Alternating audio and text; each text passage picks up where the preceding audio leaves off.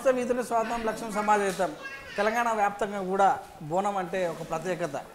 ఎంతోమంది అభిమానులు కూడా ఉన్నారు. జోగిని వాళ్ళు కూడా చాలామంది ఉన్నారు. బోనం విశిష్టత కూడా చాలామంది తెలుసు. ఒక్కొక్కరు దేవుడికి మొక్కుకొని మరి బోనము ఒక యాట తీసుకొని వచ్చి దేవుడికి సమర్పిస్తుంటారు. మరి బోనాలు వెత్తే వాళ్ళు కూడా చాలామంది ప్రత్యేకంగా ఉన్నారు. మరి హైదరాబాద్లో ఉన్నటువంటి జోగిని దీపిక ప్రస్తుతం మనతో ఉన్నారు. బాల్కంపేట ఎల్లమ్మకి ఈరోజు బోనం తీస్తూ ఒక కుటుంబంతో దేవుని దగ్గరికి వెళ్తున్నారు. వారితో ముచ్చటిద్దాం. నమస్తే. నమస్కారం. మొత్తం మీద చూసినట్టయితే మీరు రామంతపూర్లో ఉంటున్నట్టు అంబర్పేట రామంతపురం. ఓకే. ఎప్పుడు ఎన్నో ఏట మీకు దేవుడు రావడం జరిగింది? మేము 7 ఇయర్స్లో ఉన్నప్పుడు దేవుడు 7 ఇయర్స్లో. ఫస్ట్ స్కూల్ అంటే 5 క్లాస్ దాకా చదివాను. దీపిక గారు, మొదట మీకు స్కూలింగ్ ఎక్కడ జరిగింది? మీది చదువుకోవటం ఎక్కడ? ఇక్కడే హైదరాబాద్లో పుట్టిబడగడం ఇట్లా హైదరాబాద్లోనే మా అంటే 4th స్కూల్లో ఉన్నప్పటి నుంచే చిన్నప్పటి నుంచి వస్తుంది అనమాట. ఎంతమంది మీరు? నేను, మా brother, 2 sisters, mummy, daddy. First నువ్వు? ఫస్ట్ లాస్ట్ నేను చిన్న. సిస్టర్స్ ఉన్నారు 2, బ్రదరు, తర్వాత నేను లాస్ట్ చిన్న. ఓకే, మీరు బోనం సంప్రదాయం మీ ఫ్యామిలీలో మా నాన్నమ్మ వాళ్ళకు, తాతల వాళ్ళకు ఉండే అదే తరతరాల నుంచి మాకు ఆనవాయితీ వచ్చింది. ఆనవాయితీ వచ్చింది. నాన్నమ్మ అప్పుడు ఎత్తుకున్నప్పుడు ఇంట్లో ఎల్లమ్మ చెట్టు ఉండే, ఆమె మీకు వచ్చినప్పుడు ఆమెది నాకు వచ్చింది అనమాట తరతరాల నుంచి. ఫీల్ చాలా బాగా నాకే మంచిగా కలుగుతుంది, మంచిగా అవుతుంది కదా, అట్లా ఫీల్ అనిపించింది. నాకు కొద్దిగా బాధగా అనిపించింది. తర్వాత అబ్బా ఇలా ఎందుకు వచ్చింది ఏంది అనేది బాధ ఉండే. తర్వాత కొన్ని జనాలని అందరినీ చూస్తుంటే అంతా కామన్ అయిపోయింది. దేవుడి సేవనే కదా చేసుకునేది. ఆ సమయంలో మీకు అంటే ఏ టైంలో దేవుడు వచ్చే అవకాశం ఉంటుంది? మామూలుగా ఒక 10 మినిట్స్ 5 మినిట్స్లో వస్తుంది, వెళ్ళిపోతుంది అంతే. దేవుడు అంటే అక్కడెక్కడ ఏం చూపించలేదు. మా ఇంట్లో కుల దేవత రేణుక ఎల్లమ్మ కాబట్టి మా ఇంట్లోనే వెలిసింది కాబట్టి ఆమెనే వస్తుందని, ఆమె తర్వాత మల్ల దేవుని ఇట్లా కొలుస్తారు. పెద్దవాళ్ళు, ఇంట్లో పెద్ద మనుషులు ఉంటారు కదా, వాళ్ళే చెప్పారు. అట్లా ఇంట్లో పెద్దవాళ్ళు ఉంటారు కదా, వాళ్ళే చెప్పారు ఎల్లమ్మ వస్తుందని. నేను మెయిన్ సిటీ సెంటర్లు అంటే ఫస్ట్ వచ్చేసి బల్కంపేట అయిపోయినాక గోల్కొండ అయిపోయినాక మళ్ళీ సికింద్రాబాద్. ఇట్లా వరుసగా తరతరాల నుంచి మా ఇంట్లో నుంచి బోనం చేసుకెళ్తా. మిగతావన్నీ వచ్చేటివి ప్రోగ్రామ్స్, ఆర్డర్స్ అట్లా వస్తుంటేవి వెళ్తుంటాము, ఎత్తుకొని వస్తుంటాము. సిటీ మొత్తంలో ఫ్యామిలీస్ చిన్న ఫ్యామిలీస్ పిలుస్తుంటారు, పెద్ద ఫ్యామిలీ వాళ్ళు పిలుస్తుంటారు. కొన్ని పెద్ద ప్రోగ్రామ్స్ ఉంటాయి, అట్లా ఇట్లా ఎత్తుకుంటాం వెళ్ళి. డైలీ అంటే నార్మల్గా ఉంటుంది. నార్మల్ డ్రెస్సెస్ వేసుకొని ఉంటాం ఇంట్లో. మనం బోనం ఎత్తుకున్నప్పుడు ఈ అలంకారం చేస్తాం. ఫ్యామిలీలోనే ఉంటారు, ఫ్యామిలీతో కలిసి. అట్లా ఏం లేదు, ఫ్యామిలీతో ఉంటాం. మమ్మీ, డాడీ, అన్న, బ్రదర్ అందరితో కలిసి మెలిసి ఉంటాం. మా ఇంట్లో తలస్నానం చేసుకొని పూజ చేసుకునేది ఉంటుంది. దేవునికి దీపారాధన పెట్టాలి, దేవునికి నైవేద్యం పెట్టాలి. దేవుని పని అయిపోయినాక మేము పీట కూర్చునేది ఉంటుంది. ఫ్రైడే రోజు డైలీ కాదు, మంగళవారం ఒకటి, ఫ్రైడే ఒకటి ఉంటుంది. ఆ పూజ కూర్చుంటాం. ఫాస్టింగ్స్ అనేది పట్టుకుంటాం. ఫ్రైడే పట్టుకొని ఉంటాం ఫాస్టింగ్. మంగళవారం ఫాస్టింగ్ ఏముంటాం. ఫాస్టింగ్ మీనే ఒక్క పొద్దు మీనే పీట కూర్చుంటాం. పీట కూర్చున్న తర్వాత 1-2 అవుతుంది. 2 o'clock అప్పుడు అలాంటిది కదా. మా దగ్గర చాలానే వస్తుంటారు. మంగళవారం వస్తుంటారు, శుక్రవారం వస్తుంటారు, మంగళవారం వస్తుంటాం. ఒక 15 మంది 20 మంది దాకా వస్తుంటారు. మన సిటీ నుంచి వస్తుంటారు. సిటీ బయట నుంచి వస్తుంటారు. వాళ్ళ బాధలు, వాళ్ళ ఫ్యామిలీ బాధలు, కొన్ని వాళ్ళ ఇళ్ళలో దేవుడు వెలిసిండా అది ఇది అట్లా వస్తుంటారు. ఎక్కువ ఏ సమస్యలు అంటే వాళ్ళకు అనుకున్న ప్రాబ్లం అవుతలేదని, పిల్లలు పుట్టలేదని, ఇంకోటి వాళ్ళకు అనుకున్న పనులు కావట్లేవు అని వాళ్ళ ఇంట్లో వాసు చూడాలని వాళ్ళకు ఎల్లమ్మ పండుగలు చేయాలని అట్లా అడగడానికి వస్తుంటారు. ఇళ్ళకి వెళ్ళేటప్పుడు కూడా పండుగ చేస్తుంటారు కదా, పెళ్లి ముందు కూడా పెళ్ళి ఇలాంటి వాటికి వెళ్తుంటారు. వెళ్తుంటాం, బోనం ఎత్తుకుంటాము, వెళ్తుంటాము, వస్తుంటాము, అలాంటి వాటి ఇట్లా వెళ్తుంటాం.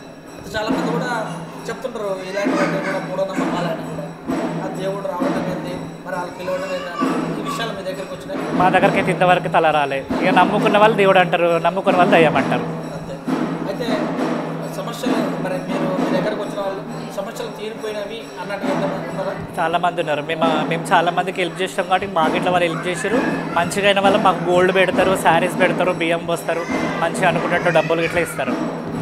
ఇప్పుడు వెళ్తుంటారా కొమరవెల్లి కూడా?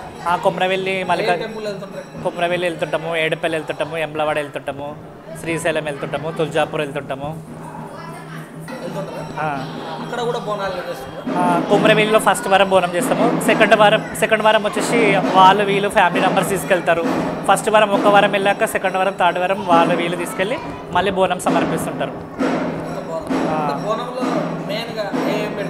నైవేద్యం కింది దాంట్లో రైసు, పైన దాంట్లో రైసు, బూరెలు, అప్పెలు, అమ్మవారికి సంబంధించిన పచ్చకూర, పాలు, పెరుగు అవి సమర్పించి పెడతాం.